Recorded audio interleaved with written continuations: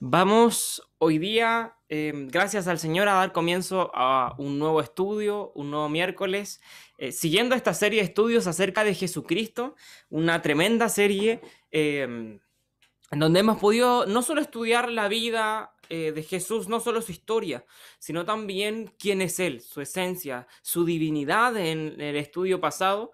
Y hoy día vamos a estudiar sus oficios. Algo muy interesante al momento de estudiar la vida de Jesús, pues a través de sus oficios comprendemos mejor su ministerio y su labor en la tierra, lo que Él hizo.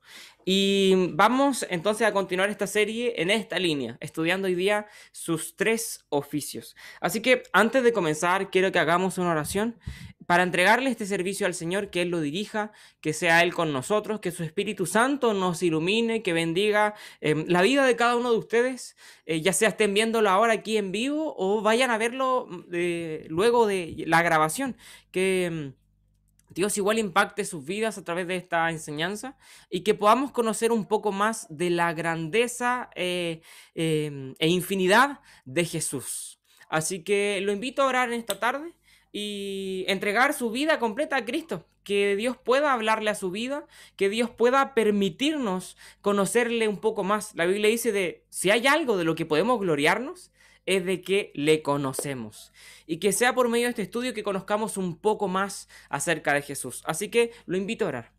Amado Padre, te damos gracias a través de Jesús por tu amor, por tu misericordia. Gracias por tu presencia. Gracias por tu cuidado, por tu protección, tu provisión. Gracias porque tú has estado con nosotros y no has faltado a ninguna de tus promesas. Has sido fiel. Gracias a Dios por este espacio que nos permite disfrutar, por este estudio, Señor, en donde aprenderemos un poco más de ti. Por eso te rogamos, Espíritu Santo, de que recibas este servicio, de que recibas, Padre amado, todo esto que hemos elevado ante ti para tu gloria. Y Espíritu Santo, ilumínanos, enséñanos, guíanos a toda verdad y a toda justicia. Rendimos nuestra vida por completo a ti, reconociendo que solo somos pámpanos y que tú eres la vid, y sin ti no somos nada. Por eso estamos acá rendidos ante tus plantas, Señor, reconociendo nuestras incapacidades y debilidades, Señor amado, pidiendo y rogando que nos muestres de tu gloria a través de tu palabra, que nos muestres, Señor amado, quién eres, que nos permitas conocerte un poco más en esta tarde, en este estudio. Háblanos, Dios, enséñanos tú, que eres tú nuestro maestro y nosotros somos simples ovejas de tu prado. Queremos oír la voz de nuestro pastor, la voz de ti, Jesús, eres nuestro maestro. Gracias, Señor, porque nos permites y nos das el privilegio de conocerte, de estudiarte, Señor. Y reconocemos que, como decía, si algo de gloria podemos tener es que te conocemos. Y queremos conocerte aún más, ir más profundo, todavía no nos queremos conformar, queremos cada día más, queremos cada día recibir de ti, Señor. No queremos saciarnos nunca, queremos siempre tener esa hambre viva en nosotros por ti, por tu palabra, el deseo de conocerte. Y gracias, Señor, porque a través de este estudio, de este espacio, este momento, tenemos este refrigerio, este alimento, este pan de vida, tu palabra que sacia nuestra alma. Gracias en el nombre de Jesús. Amén y amén. Que el Señor le bendiga mucho a todos. Seguimos entonces, como comentaba, con esta serie de estudios acerca de la vida de Jesús. Hemos visto al Jesús histórico, hemos analizado su vida desde que nació, los hechos, los acontecimientos que acompañaron a la vida de Jesús, desde la perspectiva histórica, sin profundizar en las verdades espirituales o en algunas características que sí vimos la clase pasada o el estudio pasado. De mano de nuestro hermano Marco, ¿no es cierto? Ahí Dios nos hablaba acerca de su divinidad, acerca de la divinidad de Jesús, comprendiendo que Él es Dios y todo lo que eso implica, su eternidad, su omnipotencia, su omnipresencia. Así que si no lo ha visto, lo invito a que pueda verlo. Hoy día se compartió el video para que allí quienes no pudieron verlo se pudiesen poner al día. Queda guardado en YouTube el video. Y allí puede verlo las veces que quiera. Si no tomó apuntes, puede volver a verlo para retomar apuntes. Y si no, también aquí le animamos a que pueda tener su cuaderno preparado, su espacio listo para poder tomar apuntes y comenzar entonces. Cualquier comentario, pregunta, duda, puede hacerlo allí. Quien esté en vivo, porque si no es un poco complejo si lo ves desde YouTube. Ahí igual puede dejar el comentario, pero aprovechar esta instancia aquí en vivo, todos juntos. Como decía, vamos a estudiar los oficios de Jesús.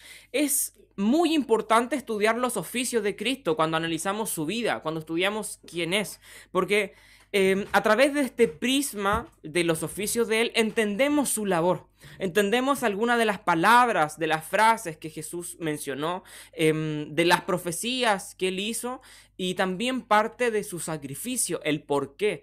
A través de de estos tres oficios, Jesús fue profeta, Jesús fue sacerdote, Jesús fue rey.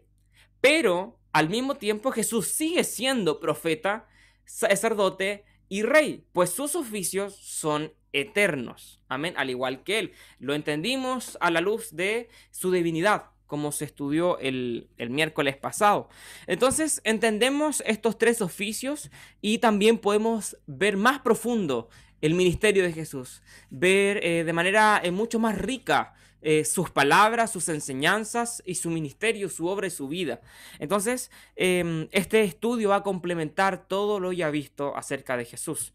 Y vamos a conversar algunos detalles también para complementar esta visión del Jesús como profeta, como sacerdote y como rey, entendiendo cada uno de estos oficios. ¿Por qué Jesús participa de estos oficios? Primero entendemos, pero ahí se escucha bien, ¿verdad? Ahí sí. Entendemos que Jesús se hizo hombre, algo que ya hemos comentado, algo que ya se ha visto en esta serie de estudios. Y vemos que el ser humano, cada uno de nosotros, fue creado de un inicio para poder ejercer estos tres ministerios, ¿sí? Primero, debemos entender que en el aspecto profético, Dios nos dotó de conocimiento e inteligencia para poder recibir su palabra, para poder ser depositarios también de ella y además compartirla. Nos dotó también del ministerio sacerdotal del sacerdocio, dándonos justicia y también este camino de santidad al cual Dios nos llamó. También este oficio real o de rey, cuando nos da la soberanía sobre la creación, cuando en el jardín del Edén Dios le dice al hombre que debía someter a toda la tierra, que toda la creación quedaba bajo su juicio, ahí estaba ejecutando el ser humano y hoy día también en nuestra labor, ejecutar ese ministerio real de dominio sobre la creación, de acuerdo a los parámetros bíblicos, de acuerdo a cómo la Biblia nos enseña este ministerio. Por lo tanto, al Jesús hacerse hombre, también es portador de estos tres ministerios, pero vamos a ir viendo que Él es profeta por excelencia, sacerdote por excelencia y rey por excelencia, a un nivel al cual ninguno de nosotros como seres humanos vamos a ser capaces de llegar. Nunca vamos a llegar al nivel profético de Cristo, al nivel sacerdotal de Cristo y al nivel real de Cristo, pues solo Él pudo y por un propósito específico, ¿sí? Primero, vemos que Jesús, como profeta, presenta a Dios ante el hombre. Y esto lo entendemos claro con la misión de Jesús, que Jesús viene a unir el cielo con la tierra, ¿no es cierto? Viene a presentarnos a Dios, a acercarnos al Padre. Entonces, como sacerdote, entonces también logra, mediante su sacrificio, lo vamos a ver, logra poner al hombre en presencia de Dios, abriendo el velo, rompiéndolo. Como dice la palabra, hoy día podemos entrar confiadamente al trono de la gracia. Entonces no solo acerca el cielo a la tierra, sino que permite que el hombre pueda presentarse delante del cielo. Es en su labor sacerdotal. Y en su labor real como rey, él ejerce el dominio sobre toda la creación. Vamos a conversar profundamente sobre estos tres aspectos, pero de manera profunda el aspecto de Jesús como rey lo ejerce restaurando la naturaleza del ser humano, restaurando el dominio original del ser humano, dándonos la posibilidad de tener una nueva vida. ¿sí? Entonces, vemos que Jesús ejerce estos tres ministerios de manera perfecta y todos estos oficios, profético, sacerdotal y real, los ejerce en beneficio del ser humano y en relación a su ministerio, a su obra completa, ¿sí? Todos estos ministerios comparten labores o se conectan para poder permitir que Jesús ejerza su ministerio, el cual su máxima era salvar a la humanidad, entregarse en sacrificio por todos nosotros. Vamos a ver primero a Jesús como profeta. Cualquier duda, comentario que quieran ahí agregar, opinión, por favor, háganla, amén. Primero, debemos entender qué es el oficio profético para ver así cómo Jesús ejerció este oficio, ¿sí? Rápidamente vamos a ver, el profeta, en estricto rigor, el término, significa portavoz de Dios. O sea que es para hacerlo más gráficamente, es un parlante el profeta, por el cual Dios habla y su voz es audible. La voz de Dios es audible mediante el profeta. Esa es la labor profética en el estricto rigor del término, en el significado del término. Hay muchas más cosas implicadas, pero en el estricto rigor del término, cualquiera persona que hable en el nombre de Dios o que pueda proclamar el mensaje de Dios es un profeta, ¿sí? Jesús no solo fue profeta porque nos trajo el mensaje del Padre, sino porque él mismo era Dios hablando a la humanidad, ¿no es cierto? Y en ese contexto nadie puede igualarse, pues solo Él es Dios, ¿no es cierto? También el oficio profético no solo se caracteriza por el sentido estricto del término, que es ser un portavoz del mensaje divino, sino también por enseñar la voluntad de Dios, por predecir las cosas futuras y por obrar milagros, ¿sí? Cosas que Jesucristo hizo en abundancia. Él enseñó, era llamado rabí, maestro, ¿no es cierto? Enseñaba multitudes y multitudes a cientos y miles de personas, escuchaban su enseñanza con la máxima, nosotros allí pudiendo leer el Sermón del Monte, ¿no es cierto? Con cientos y miles de personas oyendo su mensaje. Y hasta el día de hoy su mensaje sigue siendo predicado en todos los rincones del mundo. Predijo, sí, de manera abundante. También hay muchas profecías acerca de su propia obra, acerca de las cosas que vendrían en el futuro cercano al contexto en el que vivió Jesús, pero también al futuro lejano. Cosas que hoy día todavía no terminan de suceder, ¿no es cierto? Jesús profetizó muchas cosas. Una de las profecías más extensas y más conocidas es Mateo 24. Una extensa profecía sobre los tiempos finales, sobre señales antes del fin, sobre su venida. Pero no solo eso, hay otras profecías. Profetizó también acerca del templo, como decía hace un momento, acerca de sí mismo, que sería entregado, que sería vendido, que sería traicionado, que sería negado, que sería crucificado. Todas estas cosas ponen a Jesús como un profeta que predijo de manera certera el futuro, ¿no es cierto? Cuando predice la negación de Pedro, igual parte de... Sí, aquí no sé si se alcanzó a escuchar, pero cuando predice la negación de Pedro, sí, eso habla de su labor profética. Su labor profética es muy distinta y es única, pues en su divinidad tenía conocimiento de todas las cosas. O sea, no es solo que visionara o tuviese ahí una revelación sobre el futuro, pues él conocía el futuro y lo conoce, es Dios, ¿no es cierto? Entonces, su labor profética, en el sentido de profetizar, es única y especial por su posición como Dios, ¿no es cierto? Como dice allí, hay mucho respaldo bíblico para nosotros poder posicionar a Jesús como un profeta. Primero, vemos que Jesús es el cumplimiento profético del Antiguo Testamento. El libro de Deuteronomio hace una profecía, Moisés hablando. En sus últimos momentos, así fue escrito el Deuteronomio en los últimos días de Moisés, ¿no es cierto? Moisés pronuncia una profecía y dice así: profeta de en medio de ti, de tus hermanos, como yo, te levantará Jehová tu Dios, y a él oiréis. Eso dice Deuteronomio capítulo 18, verso 15, por si alguien ahí quiere apuntarlo. Moisés estaba hablando acerca de un profeta que vendría luego de él y que saldría de entre medio del pueblo, ¿no es cierto? Ahora, en estricto rigor, sí se levantó alguien a quien el pueblo siguió luego de su muerte, que fue Josué, ¿no es cierto? En estricto rigor, él vino inmediatamente después, se levantó y el pueblo lo siguió, lo escuchó y lideró al pueblo. Sin embargo, esta profecía apuntaba a Jesús. ¿Cómo nosotros lo entendemos?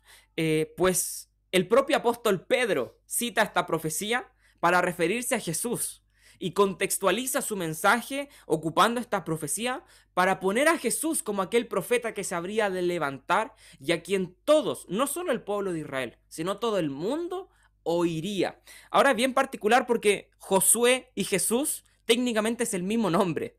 Es el mismo nombre. Eso es un juego ahí también que se dio y es bastante particular.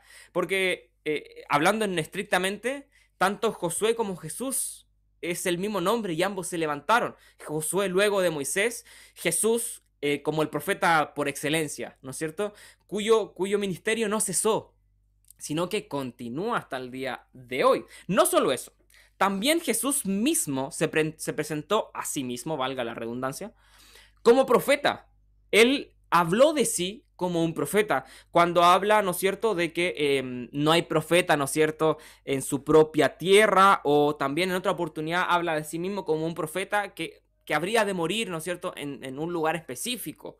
También el trabajo que él hizo en cuanto al mensaje que entregó es un respaldo para su oficio profético, pues constantemente él dice que su mensaje proviene del Padre, proviene de Dios. Por lo tanto, Jesús respalda su ministerio, sus palabras, sus enseñanzas, como un mensaje divino, como un mensaje proveniente del Padre, que no nacía de su propia opinión, que no provenía de su círculo cercano. Su mensaje, su ministerio, provenía directamente del Padre. No solo eso, sino que además él mismo afirmó que él les presentaba al Padre y quien lo conocía a él era capaz de conocer al Padre.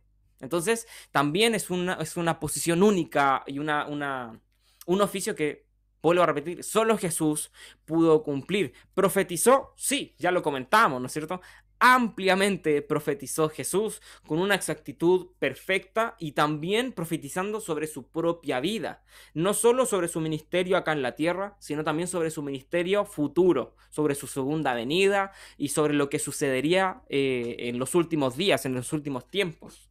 Milagros. Estoy seguro que cualquiera de nosotros podría decir al menos unos 5 milagros de Jesús.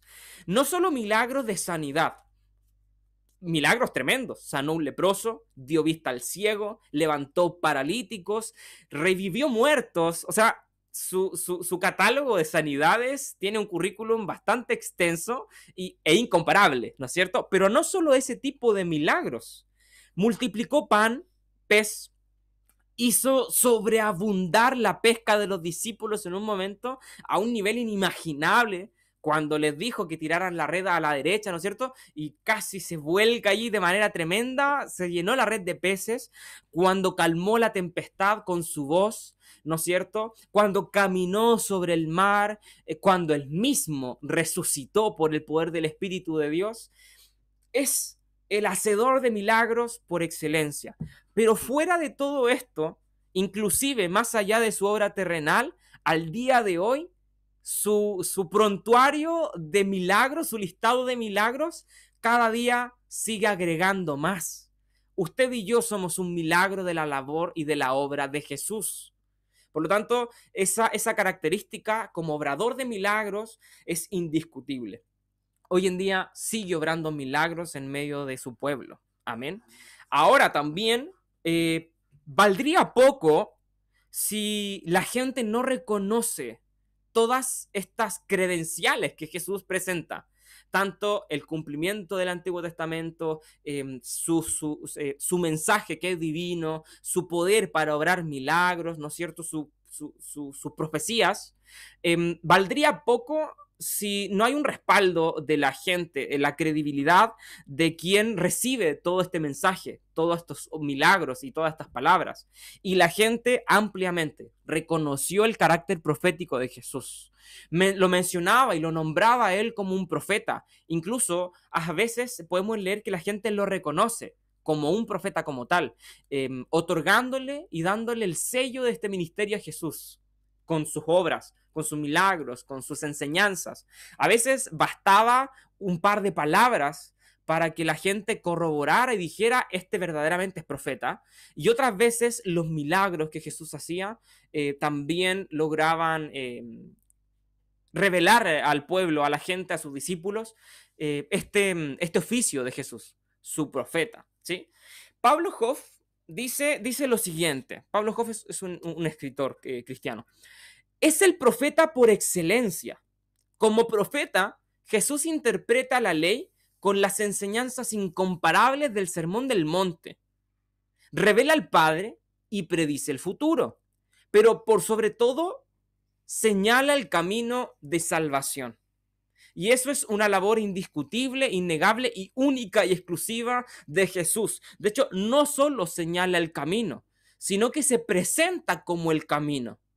Y esa es la labor por excelencia del profeta. No solo de ser un emisario de Dios, sino además conducir al pueblo hacia Dios, ¿sí? Y eso se entremezcla con su labor sacerdotal también, que vamos ya a llegar allá. Jesús dijo de sí mismo, yo soy la vida, yo soy la verdad y yo soy el camino, ¿no es cierto? Presentándose a sí mismo como el único medio de salvación, ¿sí? No sé si alguien quiere comentar acerca sobre el ministerio profético de Jesús antes de pasar a su otro ministerio. Yo, Cristóbal, ¿Sí? puedo decir que sí, es milagroso, hizo milagro y lo sigue haciendo, porque mi hijo es un milagro que él esté como esté, siendo como estuvo. Así es, sí, efectivamente. Sí. Los testimonios que podemos comentar, como el que nos comenta nuestra hermana Raquel, son un vivo reflejo palpable del inmenso e inagotable poder de Dios. Ese Dios que levantó a Lázaro, ese Dios que sanó al leproso, al ciego, al paralítico, hoy día no ha cambiado. Tiene el mismo poder. Y por eso decíamos que su ministerio no solo duró a esos 3 años de ministerio que tuvo en la tierra, sino que es eterno. El poder de Jesús sigue vigente hoy día. Es el mismo ayer, hoy y lo será por los siglos. Esa es nuestra garantía. Amén. Dios bendiga a nuestra hermana Raquel. Y damos gracias porque podemos nosotros no solo escuchar a lo lejos, leer, sino ver testimonios, experimentarlos en nuestro propio hogar. Y eso es una tremenda bendición, que podamos experimentar el poder de Dios, ver con nuestros ojos sus milagros. Amén. Eso llena nuestro corazón de gratitud. No sé si alguien más quiere comentar algo antes de pasar al siguiente oficio. ¿No? Vamos entonces al oficio sacerdotal, ¿sí? Lo mismo, vamos a comentar un poquito acerca de el sacerdocio. El sacerdote era una persona escogida por Dios, no era deliberada ni autoproclamado, era escogido por Dios y era separado.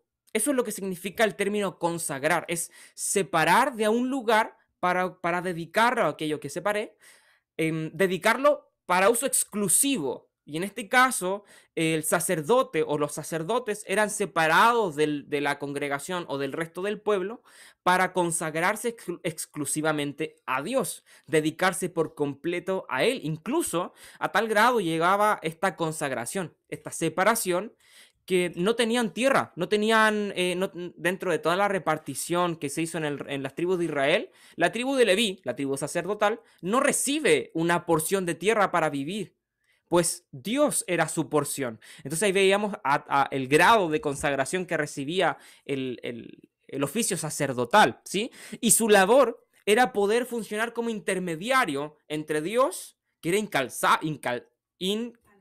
inalcanzable para el ser humano, y el hombre.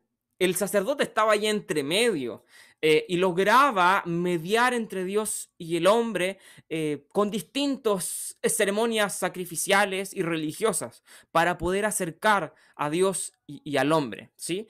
Y estos sacrificios, el más importante, el holocausto, el sacrificio del holocausto, permitía al pueblo poder tener una conexión íntima con Dios mediante este sacrificio del holocausto que les otorgaba el perdón, cuya sangre de animal derramado se rociaba sobre el propiciatorio, ahí el arca del pacto, Y de esta manera, la sangre del animal aplacaba la ira de Dios mediante este sacrificio, que eso es propiciación, aplacar la ira de Dios mediante un sacrificio, ¿no es cierto?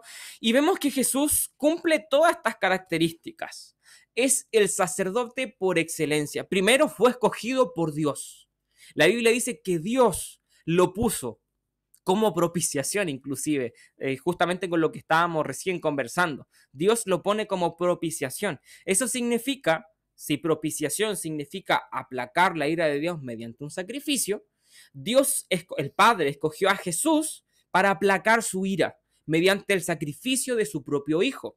Eso es lo que nos quiere decir ese texto, ese mensaje. Y Dios escoge a Jesús, pero había un detalle, que el representante de los hombres, del ser humano delante de Dios, debía ser un hombre también, porque no podía representar a alguien a quien no perteneciera. Y aquí vemos una de las razones por las cuales Dios, Jesús, se encarnó en un cuerpo humano, para poder representarnos, para ir delante del Padre y ofrecer un sacrificio que nos diera el perdón. Jesús tenía que ser uno de nosotros. Y se hizo hombre. Para poder ser sacerdote, tenía que hacerse hombre. Dios lo escoge, se encarna en Jesucristo, ¿no es cierto? Como lo conocemos. Toda su vida fue preparada para este oficio. ¿Por qué? Y aquí quiero detenerme un poquito. Quizás esto es bien técnico, bien teórico, pero es importante entender estos pequeños detalles para apreciar la calidad y la riqueza y la perfección de su sacrificio.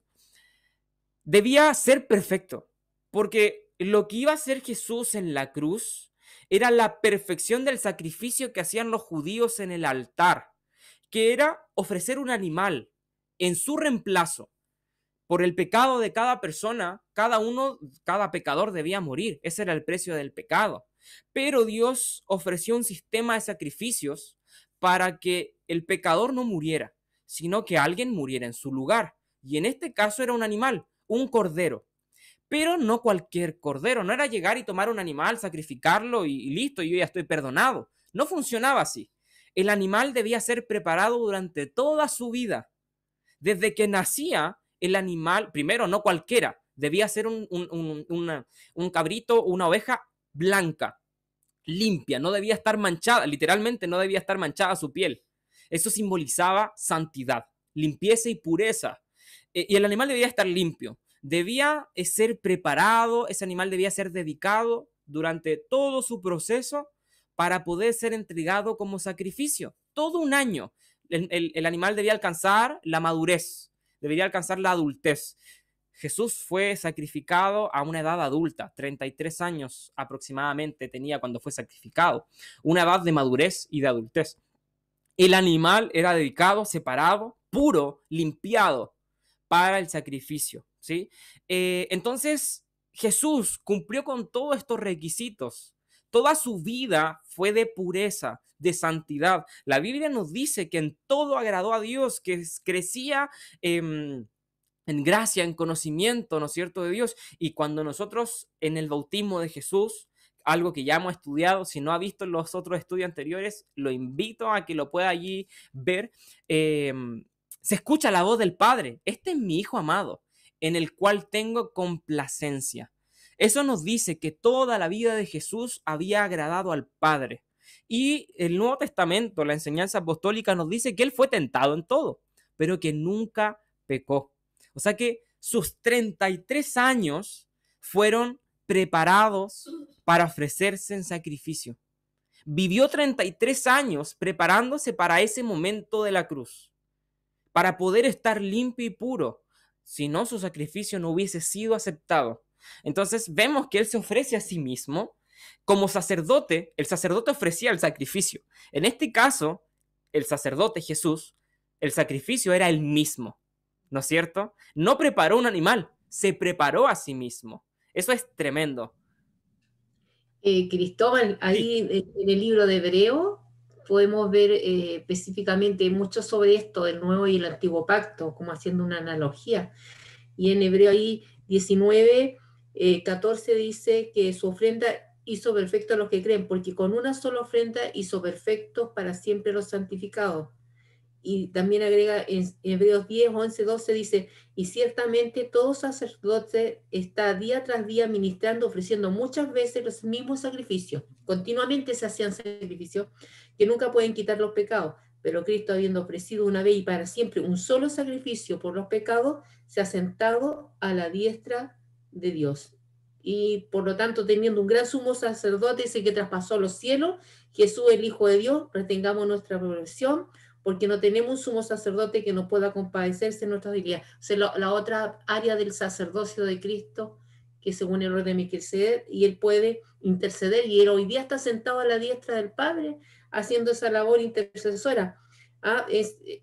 Pero sin pecado, acerquémonos entonces, ahora dice, pues confianza al trono de la gracia para alcanzar misericordia y hallar el oportuno socorro. Por eso que cuando Cristo muere hay algo bien significativo, que el velo se rasgó, ahí donde separaba el lugar santo al lugar santísimo, porque solamente entraba el sumo sacerdote y oficiaba este sacrificio.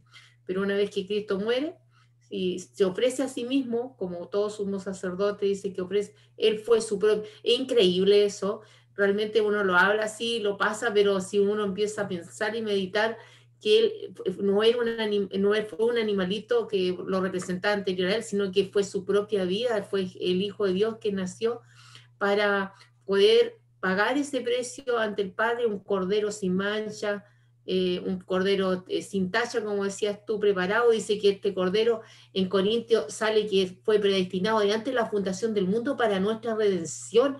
Es decir, Dios pensó en nosotros la forma, la manera de acercarnos a Él, y la única forma era este sacrificio que iba a ser Jesucristo, que propició, que aplacó la ira de Dios, y toda la ira cayó en su Hijo. Es tremendo cuando uno va entendiendo y profundizando esto que estamos estudiando hoy día, genera algo increíble en el corazón de uno, porque como que nuestra mente infinita nos cuesta comprender este amor tan grande de Jesucristo, que el costo de nuestra salvación fue su vida. Y con eso estemos eternamente agradecidos con el Señor y valorar esto, valorar, nunca perder el decir, bueno, este es un Dios que hace milagros, como decía mi hermana Raquel, es un Dios que es un sacerdote que no importa que su vida misma. Por eso que Juan el Bautista rompe el silencio profético después del año periodo intertestamentario y hace una presentación, como cuando yo te presento, no sé, para Francisco, uno presenta a alguien. Entonces él lo presenta como un cordero. Dice, este es el Cordero de Dios que quita el pecado del mundo. Qué bella la presentación y tan significativa a un contexto judío que entendía que ellos para acercarse eran constantemente los sacrificios. Y el libro de Hebreo dice que eso eran figuras, porque una vez que llega Cristo ya no más sacrificios de animales, ya se cumplió.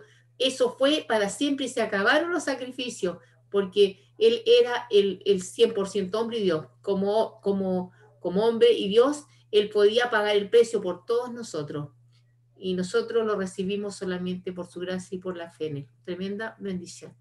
Amén. Es hermoso, es cautivante, es bello, es impresionante cómo al estudiar los detalles, cada vez el sacrificio es más rico, es más profundo, es más bello, y es mucho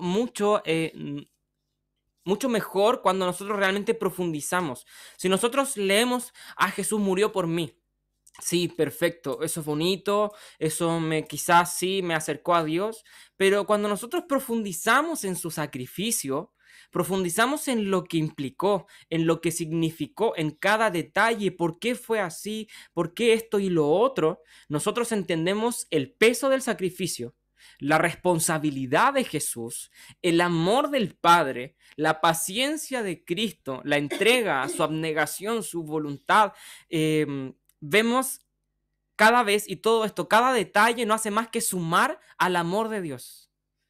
Si queremos sentirnos amados por Dios, estudiemos su sacrificio y profundicemos en sus detalles, porque cada detalle es una demostración, es un grito del amor de Dios hacia nosotros. y pasarlos por alto es un desperdicio del amor de Dios tremendo.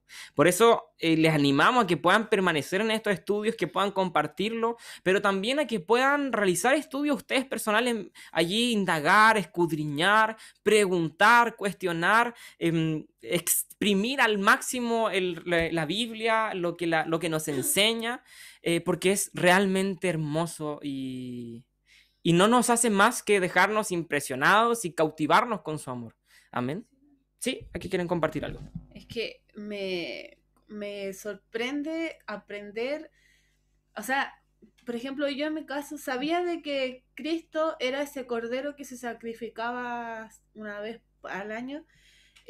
Sabía que Cristo era ese cordero que tenía que ser sacrificado por nosotros, pero el detalle de que el cordero, el animal, tenía que ser preparado durante toda su vida, tenía que estar limpio en una edad adulta, y es lo mismo que Cristo hizo, que se preparó toda su vida. Eso me sorprende porque uno dice, sí, Cristo murió por mí y ese fue el sacrificio que hizo, pero en verdad el sacrificio fue durante toda su vida, mantenerse limpio, porque como hemos visto, Jesús fue 100% hombre, entonces él pudo quizás como hombre haber quizás fallado, pero él era Dios también 100%, entonces claramente no iba a pasar, pero el sacrificio fue durante toda su vida, no fue solamente en la cruz. No, igual los eso. 33 años que tuvo aquí en la tierra. Exacto, entonces Sí. eso no sé, me provoca algo que, no sé, me encanta porque, sí, porque uno, claro, uno tiene consciente de que sí, Cristo es ese animal que tiene que ser sacrificado, pero no es solo eso, es ese animal que tuvo que ser preparado durante toda su vida y mantenerse consagrado, limpio, para después ser sacrificado. Entonces, eso sí. no sé. Es tremendo. Quiero dar dos detalles, dos ejemplos. Como padres, los que son padres lo entienden mucho mejor que la posición del hijo.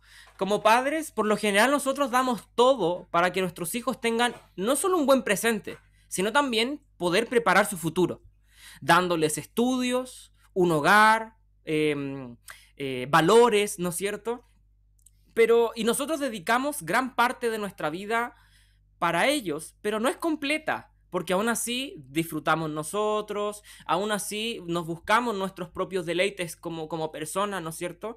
Y en verdad nosotros preparamos solo su vida acá en la tierra, que con suerte va a llegar a los 80, si es que alguien llega a los 100, ¿no es cierto? Con suerte. Pero Jesús, literalmente, Él dio su vida entera. No fueron 10 años trabajando para darnos un título universitario.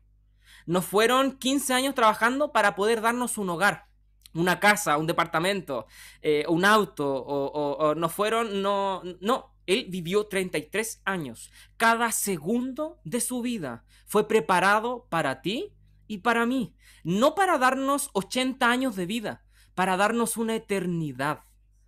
Entonces, si nosotros como padres, cuando nuestros hijos, por ejemplo, no sé si a alguien le ha pasado, mi hijo en particular es pequeño, por lo tanto, decepciones todavía no he vivido, pero sí, en algunos momentos tal vez decepcioné a mi padre, no sé, tal vez con malas notas, me farré algún curso y él decía, chuta, yo recuerdo que me decía, nos esforzamos para que tú estudies, para que tú no tengas que hacer nada más que estudiar, y él siente esa decepción. Imagines, no sé si alguien aquí como padre lo ha vivido, o como hijo tal vez ha sentido la empatía, si es que lo ha provocado. Pero pensemos en nuestra labor como hijos, y nuestro Padre, Jesús. Cuando nosotros desperdiciamos lo que Él nos ha dado, si nosotros nos sentimos mal cuando nuestros hijos nos defraudan, entre comillas, y nuestra labor en verdad no se compara a la que Jesús hizo, ¿cuánto más Él? Entonces, apreciemos el sacrificio de Jesús. No nos da 80 años de vida, no nos da una casa, no nos da un título, nos da la eternidad. Y eso es impagable. Y quiero hacer otro ejemplo para que veamos de manera muy sencilla, muy burda, lo maravilloso que es Dios, el amor que tiene. Dios nos creó. Nosotros voluntariamente nos apartamos, escogiendo nuestro propio camino y el pecado como bandera, ¿no es cierto?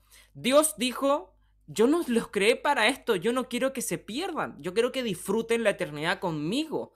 Me voy a acercar a ustedes. Voy a proveer el medio para que podamos estar cerca.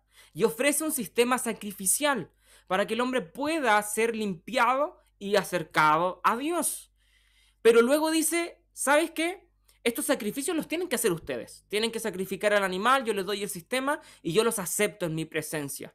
Y yo perdono sus pecados. No importa cuánto hayan fallado, yo los perdono. Pero pasa un tiempo y dice, ¿sabes qué? Ya no quiero que tú hagas ese sacrificio. Lo voy a hacer yo.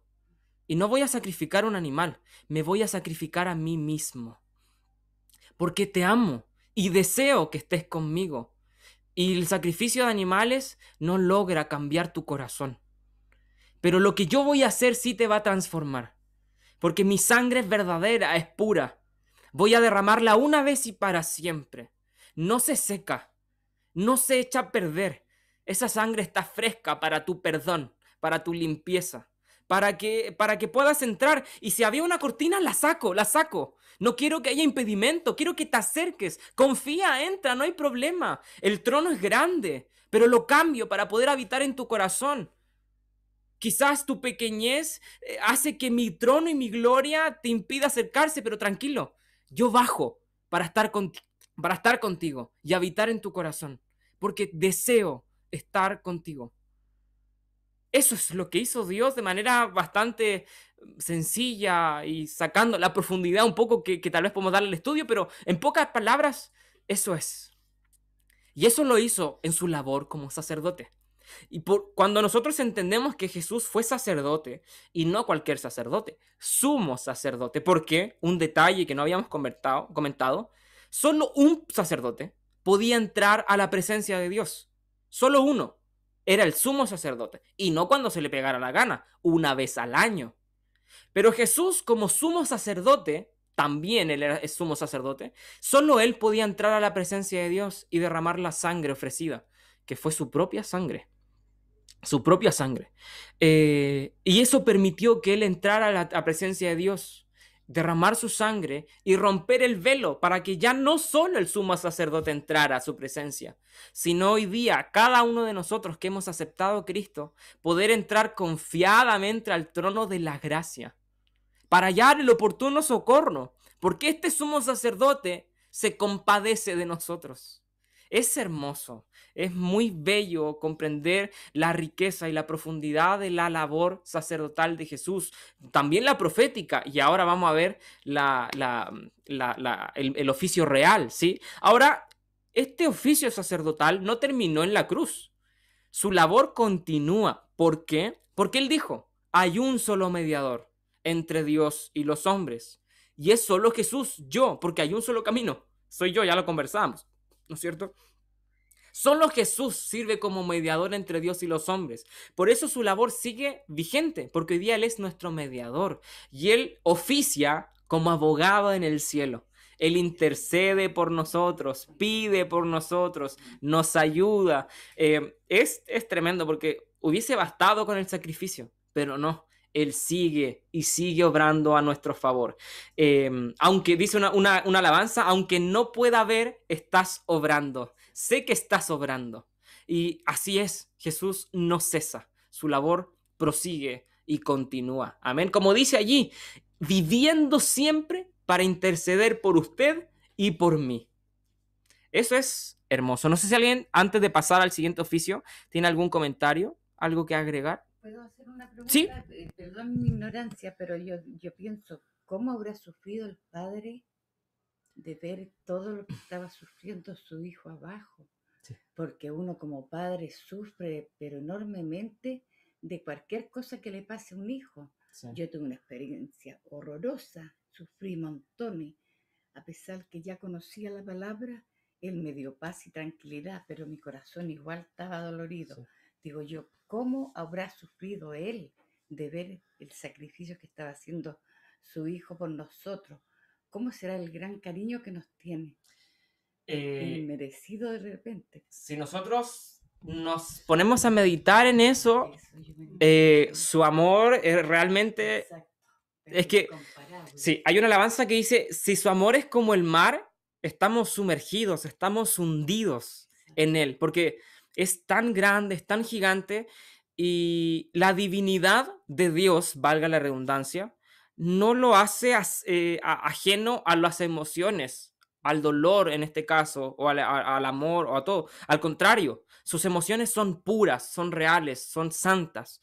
Y sintió dolor, no hay duda de que él sintió dolor, más que nadie. Y pensar en su dolor, como usted misma decía, nos hace pensar en cuán grande amor, porque yo puedo sufrir por mi hijo, pero sufro por él, pero ¿quién sufriría por otro? ¿Quién es capaz de soportar un dolor por alguien que es culpable? Nadie lo hace. Y él lo hizo no por uno ni por dos, sino por todos. Es tremendo. Y no solo saber que él soportó el dolor de ver morir a su hijo, sino ser él quien ejecutara el juicio sobre su hijo. ¿Pastor iba a agregar algo o no? No sé. Cristóbal, no, es solamente leer un poquito porque es muy bonito para que vamos apreciando todo el sacrificio del Señor por nuestro pecado. Y en Isaías Él lo dice, describe el dolor y la agonía de su sacrificio.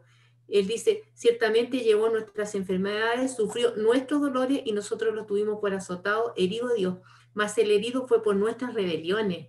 Eso que nos quede bien claro a todos nosotros, por nuestras rebeliones, molido por nuestros pecados.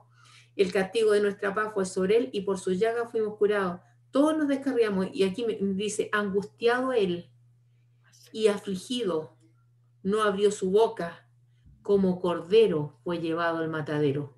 Yo esto lo he visto aquí en el sur, cuando un cordero, dicen que bota una lágrima, se queda así, pero con una mansedumbre tremenda. Por eso que yo aquí entendí lo que eso, como cordero fue llevado al matadero, y como oveja delante de sus trasquiladores, enmudeció y no abrió su boca. ¿Ah? Él sabía toda esa agonía. Dice, Jehová quiso quebrantarlo, sujetándolo a padecimiento, cuando haya puesto su vida por expiación por el pecado, verá el linaje. Y Habacuc dice, verá el fruto de la aflicción de su alma. O sea, lo que tú decías, para que nosotros pudiésemos tener esta vida eterna, como dices tú, fue producto de la aflicción, de la agonía, del dolor de Jesucristo, que eso se nos queda así impregnado y que nunca se nos olvide cuando digamos, ay, Dios no me ama, ¿cómo no te va a amar si te dio la vida? Esa es la más grande prueba de amor que alguien puede tener por cada uno de nosotros, ponerse en nuestro lugar, pagar el castigo de nuestro pecado, de nuestras rebeliones, de nuestras transgresiones. Entonces, no olvidar esto, la cruz es el centro de todo el mensaje. Eso quería agregar. Amén. Realmente no hay mensaje más glorioso que la cruz. No hay mensaje más bello, no hay demostración más sublime de amor que la cruz, que Jesús dando su vida y que el Padre entregando a su Hijo es una labor completa. Amén. Bien, vamos a ver su oficio como rey, ¿sí? La Biblia es rica en contenido acerca de esto, de ir revelándonos a Jesús como rey. Es que no hay mejor guión. No sé si a alguien acá le gustan las series, le gustan las películas, esas que tienen buena trama, una buena historia, intriga, que va de menos a más. Definitivamente no hay mejor guionista que Dios. Él escribió la mejor historia, la mejor historia en el mundo. Es que si nosotros nos ponemos a analizar un poquito y vemos la Biblia bajo este prisma, bajo este comparativo como un guión, es tremendo. Es tremendo, porque vamos viendo en el relato bíblico cómo se denomina spoilers de lo que va a venir más adelante. Y literalmente todo el Antiguo Testamento es un spoiler acerca de la obra de Jesús. Si nosotros podemos ocupar ese término, que es como cuando alguien le cuenta el final, cuando uno está viendo la película y le cuenta el final, eso es un spoiler. O contar lo que va a suceder antes de que uno lo vea. Y la Biblia tiene harto de esos detalles escondidos que van preparando poquito a poquito el escenario hasta la revelación máxima de Jesús. Y cuando hablamos del oficio real, también vemos lo mismo. Vemos varios detalles que se van conectando y cada detalle es más profundo que el otro. Va en aumento esta labor real de Jesús. Fíjese lo que dice Génesis 49:10. Habla allí una profecía acerca del reinado de Jesús. Nadie le va a quitar el poder a Judá, ni el cetro que tiene entre los pies, hasta que llegue el verdadero rey y todas las naciones lo obedezcan. Ese verdadero rey es Jesús. Jesús es ese rey que va a llegar y al cual todas las naciones le van a obedecer. Sí, es verdad, hasta el día de hoy no todas las naciones le obedecen, pero eso también es parte de varios detalles que ya hemos visto, de este carácter profético, pues la labor de Cristo aún no cesa, todavía no termina, incluso todavía falta mucho más que se manifieste acerca de su labor. Y vamos a ver acá que su labor, su oficio real, tiene mucho que ver con esto futuro. Dice el Salmo 2, versos 7 al 8. Yo he puesto mi rey, Dios hablando, sobre Sión, mi santo monte. Pídeme y te daré por herencia a las naciones y como posesión tuya los confines de la tierra. No sé si a alguien le recuerda este versículo a una tentación que sufrió por ahí Jesús en un desierto, en donde Satanás le dijo: arrodíllate y te daré todos los reinos de este mundo. ¿Para qué? Si todo habría de ser de él. ¿Sí? Dios ya le entregó a Jesús todo el dominio de la tierra. Todavía, dice la Biblia, no está todo sujeto a sus pies, pero ya llegará el momento en el que él regirá con vara de hierro, cetro de justicia, a todas las naciones. Lucas: el Señor Dios le dará el trono de David, sus padres, y reinará sobre la casa de Jacob para siempre, y su reino no tendrá fin. Ahora, ¿cómo sabemos que Jesús lee todas estas profecías? Primero, si nosotros leemos estas profecías, vemos que quien lo cumpla tiene que tener una característica: ser eterno.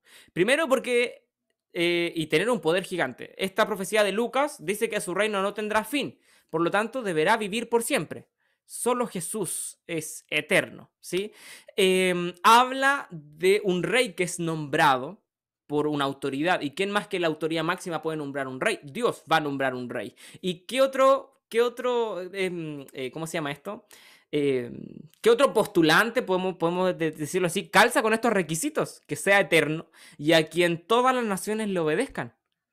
¿Dónde más vemos esto? Que a Jesús se le dio un nombre que es por sobre todo nombre, nombre sobre el cual se doblará toda rodilla y toda lengua confesará que Jesús es el Señor, si podemos ahí complementar un poquito. Entonces Jesús es este rey prometido. El pacto davídico también habla sobre un rey que reinará en la casa de David con cetro de justicia por siempre, eternamente. Y como decía, distintas imágenes a lo largo del Antiguo Testamento nos complementan esta visión de Jesús como rey. La profecía de Nabucodonosor, o el sueño, mejor dicho, de Nabucodonosor. Distintos reinos, esta estatua que representa cada metal o cada porción. Pero viene una roca y destruye todo, y esa roca es eterna. Y es Jesús, es Jesús. Génesis en otras traducciones habla de Silo también, que es ese mismo, es Jesucristo. Habla sobre su eternidad, sobre su poder, porque va a reinar eternamente y todas las naciones se van a rendir a él. Escuche lo que dice Mateo.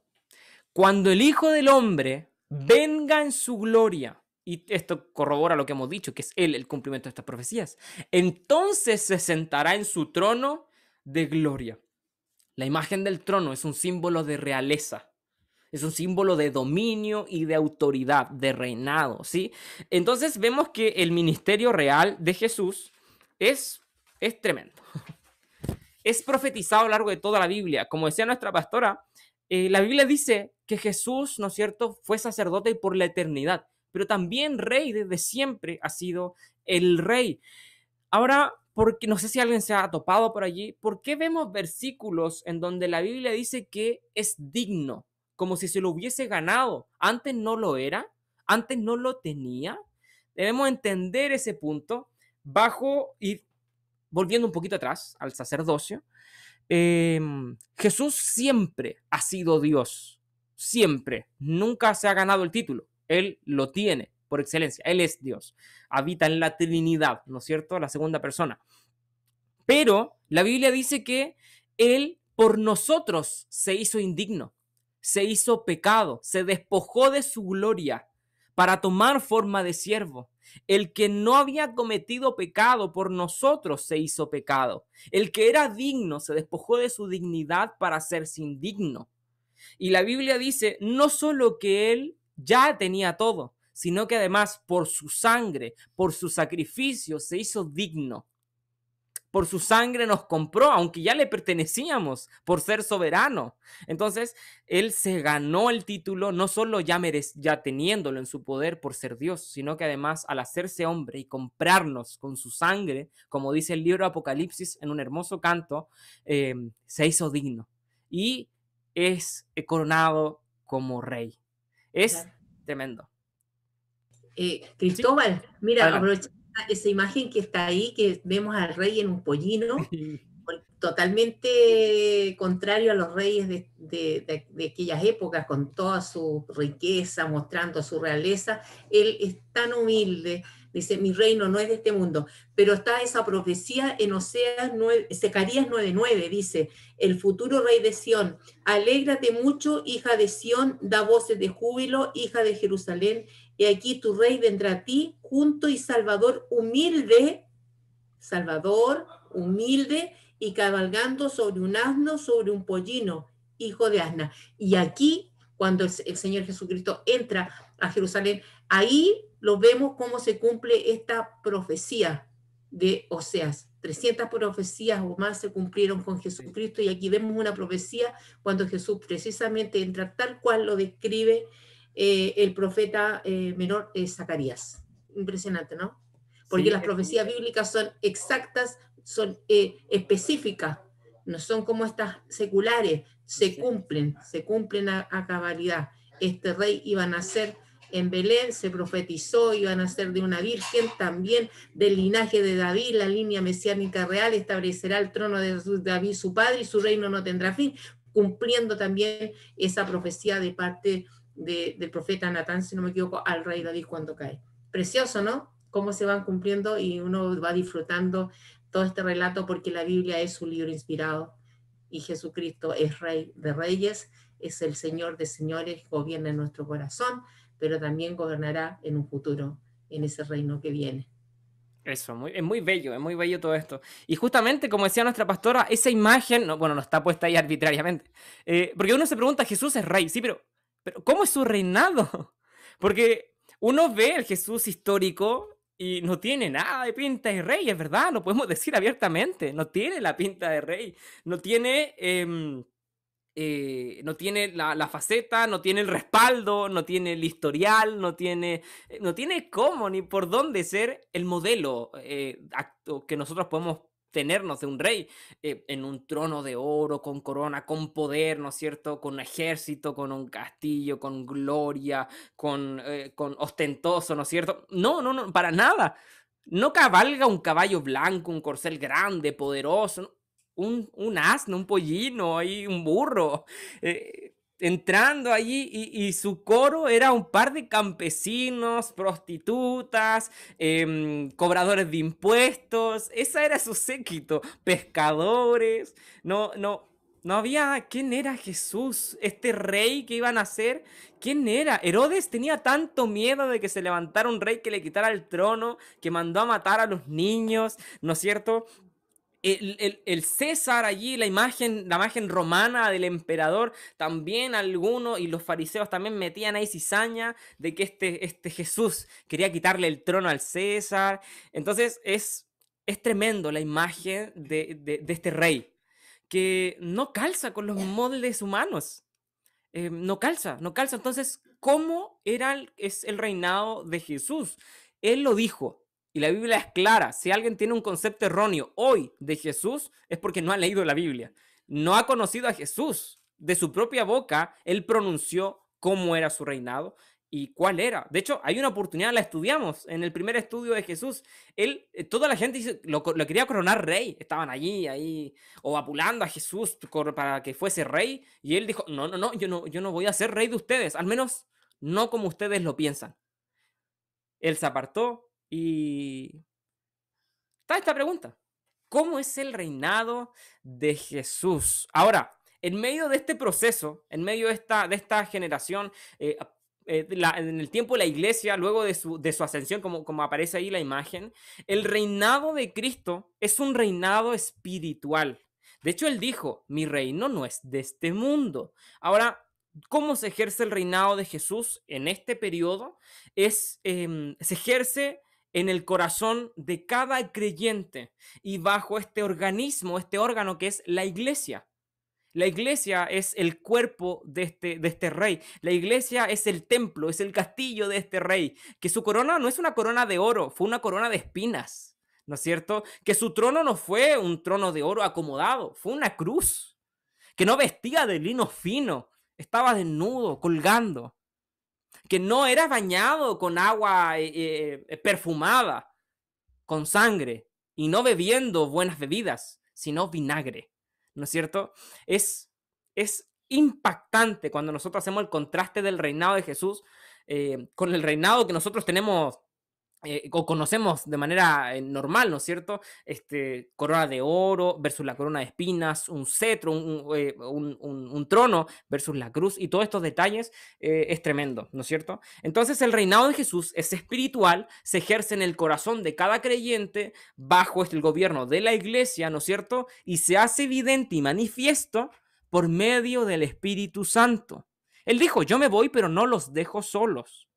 Voy a enviar al Consolador y les conviene que me vaya, les conviene.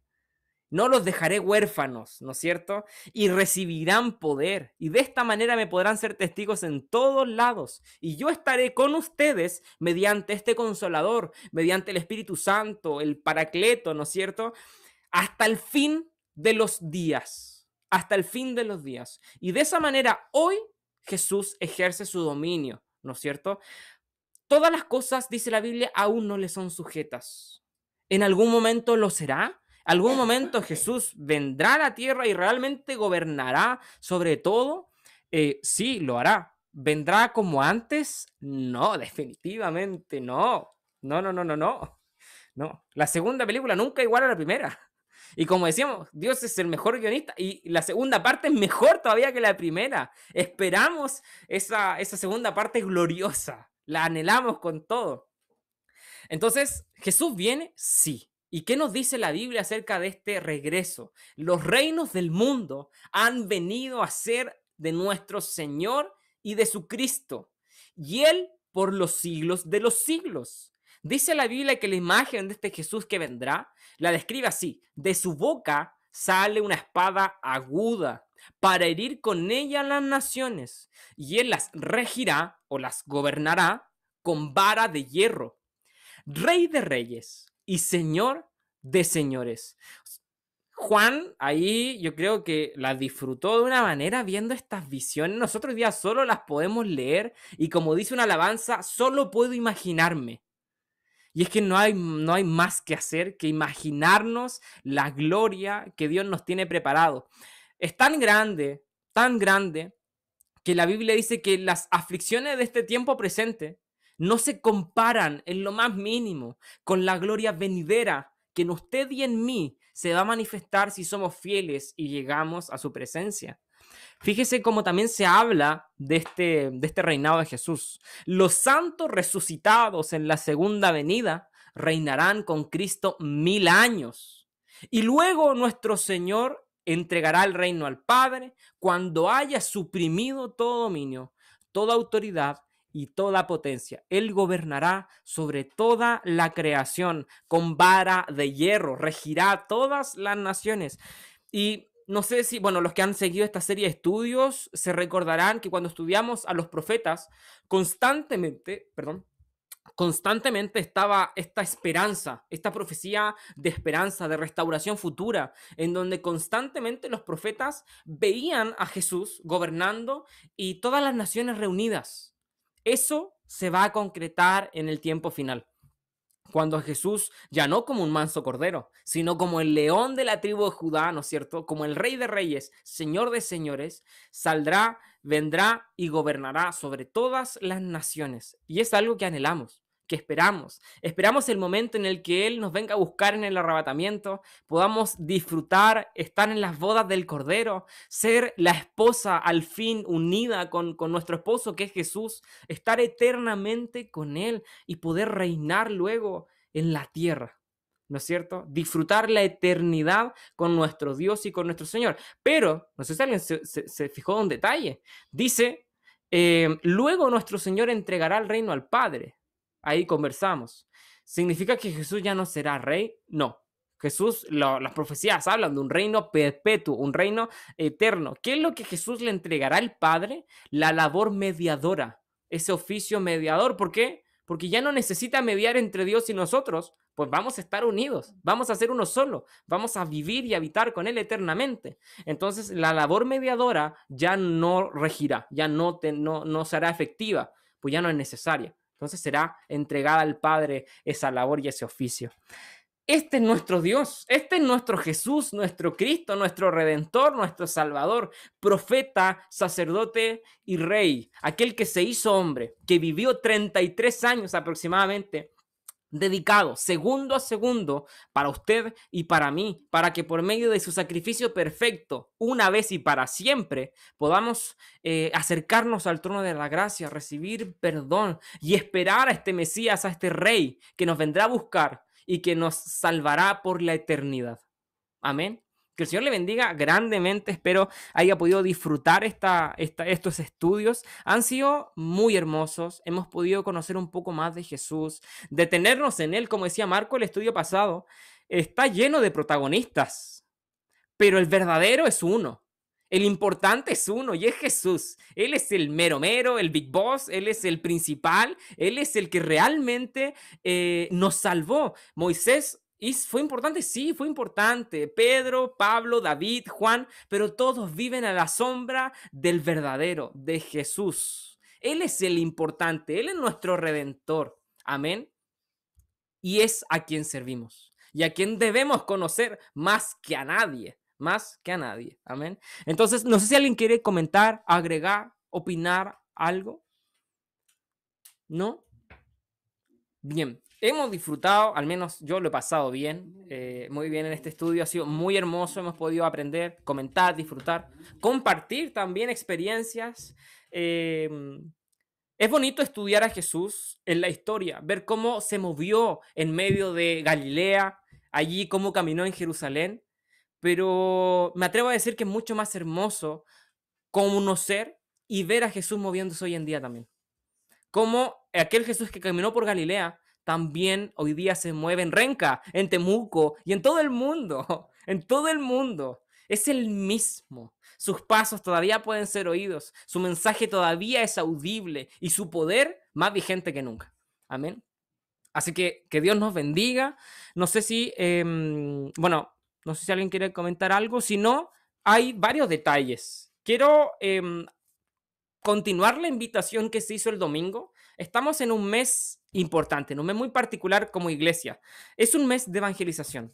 Y justamente estamos estudiando a Cristo. Y el lema es: os ha nacido un Salvador. Recordamos este mes aquel acontecimiento que cambió la historia para siempre. No hay acontecimiento que haya marcado el rumbo de la historia como lo hizo el nacimiento de Jesús. La guerra mundial sí fue importante, el descubrimiento de América sí, tal vez, pero no hay nada que se compare al momento en el que Dios se encarnó en Jesús. No hay nada que se compare, que se iguale. Es la obra, el momento, el acontecimiento por excelencia. Y recordamos aquel momento en el que Dios, de gloria, de poder, se enfrascó, por decirlo de alguna manera, en un bebé, limitándose a depender de un par de seres humanos jóvenes e inexpertos. Es que cada detalle de la vida es asombroso y nos revela su amor. Es tremendo. Y recordamos eso, entonces, ¿qué mejor que compartir aquel regalo que recibimos por medio de este Salvador?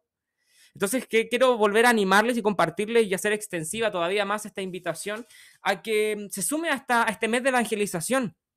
Hay un programa de 4 semanas en donde tocamos el plan de salvación, cómo Dios, este Salvador, nos transformó, estando muertos, nos dio vida, nos mostró el camino correcto. Cuando creíamos que era por nuestras obras, cuando creíamos que era por nuestro esfuerzo, Él dijo, no, tranquilo, yo hice todo el esfuerzo. Entra confiadamente, arrepiéntete, cree en mí y podrás degustar de la salvación.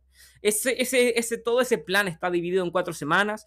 Hay imágenes que pueden complementar. La idea es compartirlo en nuestras redes para hacer conciencia sobre esto, ¿no es cierto? Llevar este mensaje al mundo, pero que no quede en nuestras redes, sino poder exteriorizarlo con alguien.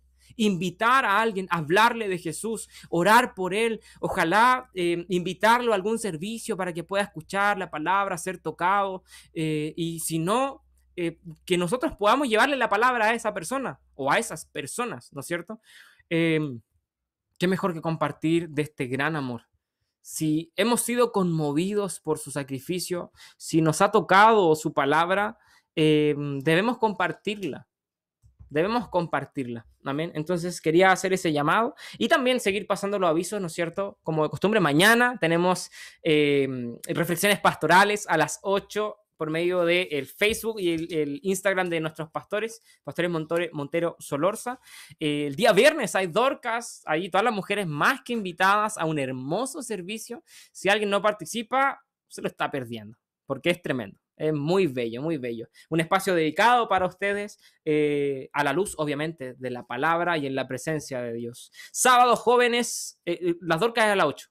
A las 8 de la mañana, el viernes, perdón, sábado, 5:30, jóvenes, también un hermoso espacio de adoración, de alabanza, compartimos, la pasamos súper, ahí también todos muy invitados. El domingo tenemos escuela dominical, a las 4 de la tarde, un espacio para niños, y a las 6, culto general, un hermoso culto. Y por sobre todo esto, ¿no es cierto?, que en nuestra vida diaria podemos hacer culto a Dios, dedicar, tener encendido nuestro altar y compartir el mensaje. Amén. Así que, sin más, ya le vamos a estar terminando este servicio. Le voy a pedir a nuestra pastora que nos despida con la bendición. Dios les bendiga. Hermoso estudio. Te damos gracias, Señor, por este hermoso estudio, por estar aquí unidos, Señor, aprendiendo de ti. Gracias por Jesús, por nuestro Salvador, por quien dio la vida por nosotros. Gracias por ese mediador, por ese profeta que trajo un mensaje a este mundo. Gracias, Señor, porque gracias a ti es que nosotros tenemos hoy día acceso al Padre. Muchas gracias, Señor. Que más lindo es recordar este mes que se recuerda el nacimiento que hablar de Jesús, hablar de lo que hizo, lo que trajo al mundo, el resultado de esa obra, de ese Cordero que fue crucificado. Gracias, Padre mío. Despídenos, Señor, no de tu presencia, sino que con tu bendición, y bendice a todos los que verán este estudio a través de las redes sociales. En el nombre de Jesús, amén.